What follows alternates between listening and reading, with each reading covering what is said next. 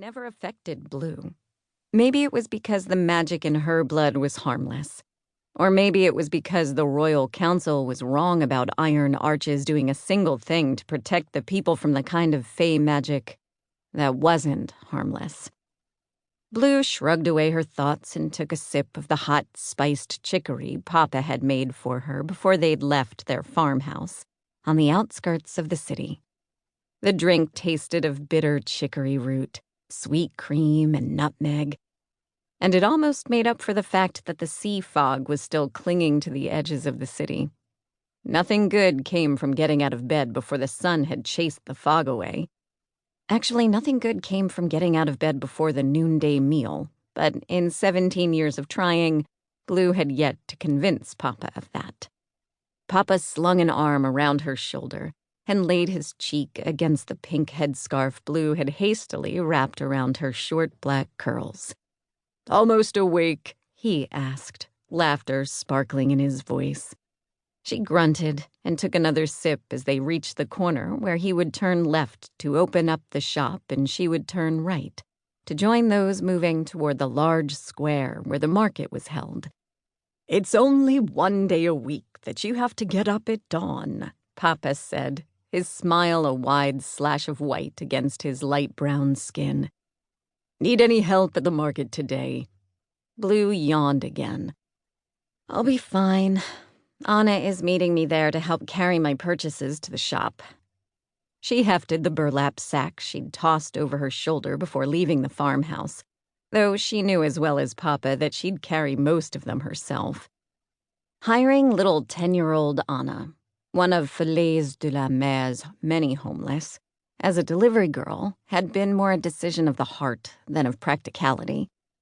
Papa nodded and reached for her nearly empty cup, the smile disappearing from his face. "Be careful. Don't let anyone catch you using your magic to check the goods before you buy them. Remember, no one will believe I'm harmless no matter what I say. I know." She finished his oft-repeated warning for him and leaned up to plant a kiss on his cheek. His skin was thinner now, sagging at the edges as strands of silvery gray worked their way into his close-cut black hair. There were laugh lines fanning out from his brown eyes, and sometimes when he thought she wasn't watching, he leaned heavily against the shop's counter at the end of the day, as if being on his feet for hours on end was wearing on him. He returned her kiss and then studied her face with a smile. "You remind me of your mother. She was always the most intriguing woman in any room, and she didn't like to take my warnings about her magic seriously either." "I'll be careful. I promise." She couldn't find herself in his face. She had her mother's dark brown skin and eyes, Grandmère's pointed chin and sharp cheekbones, and the tiny stature of her mother's side of the family. In fact, the only proof Blue could find that she shared blood with her father, who was the son of a tall, dark-skinned man, and a woman with the pale skin and smooth hair of her Morcantian ancestors, were the curls that lifted from Blue's scalp and framed her face. But she didn't need to see herself in his face to feel every inch his daughter. They shared the same affection for the alchemy shop, the same passion for helping others, and the same love for a simple, uncomplicated life at their farmhouse, their garden, and the sea that bordered the cliff at the edge of their property. Turning, Blue made her way toward the market. Falaise de la Mer was a busy port city that attracted people from Balavata and several of the surrounding kingdoms.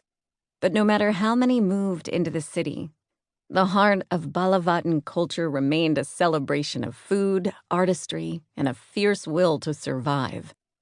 Along the broad sides of buildings and homes, colorful pictures made from paint mixed with sand told the stories of Balavata, from the festivals to honor their folk heroes, to the rise of the head families, to the sea with its changing moods and constant bounty.